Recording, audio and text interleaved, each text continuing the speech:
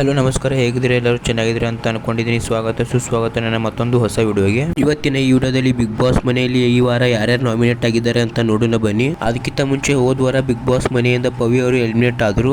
ಹೌದು, ಲಾಸ್ಟ್ ಅಲ್ಲಿ ಪವಿ ಅವರು ಮತ್ತು ಶಿರಿ ಅವರು ಇದ್ರು. ಸೊ ಅವರಿಬ್ಬರಲ್ಲಿ ಯಾರಾದ್ರೂ ಒಬ್ರು ಮನೆಗೆ ಹೋಗ್ತಾ ಇದ್ರು. ಸೊ ಅದರಲ್ಲಿ ಪವಿ ಅವರು ಹೋದ ವಾರ ಬಿಗ್ ಬಾಸ್ ಮನೆಯಿಂದ ಹೊರಗೆ ಹೋಗಿದ್ದಾರೆ, ಅಂದ್ರೆ ಎಲಿಮಿನೇಟ್ ಆಗಿದ್ದಾರೆ. ಮತ್ತೆ ನಿಮ್ ಪ್ರಕಾರ ಹೋದ ವಾರ ಬಿಗ್ ಬಾಸ್ ಮನೆಯಿಂದ ಯಾರು ಎಲಿಮಿನೇಟ್ ಆಗ್ಬೇಕಿತ್ತು ಅಂತ ಕಮೆಂಟ್ ಮಾಡಿ. ಮತ್ತೆ ಬನ್ನಿ ಬಿಗ್ ಬಾಸ್ ಮನೆಯಲ್ಲಿ ಈ ವಾರ ಯಾರ್ಯಾರು ನಾಮಿನೇಟ್ ಆಗಿದ್ದಾರೆ ಅಂತ ನೋಡೋಣ.